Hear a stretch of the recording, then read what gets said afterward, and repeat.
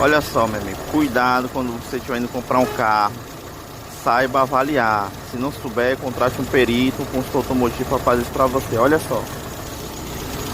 Olha o piado que esse carro tá fazendo, ó. E olha aqui, ó.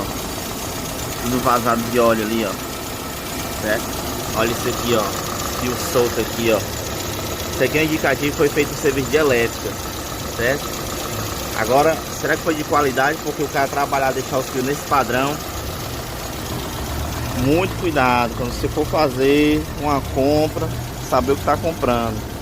Olha aqui, ó, reservatório sujo, tem que ver se a água tá boa ou não. Então, meu amigo, fica a dica aí, ó.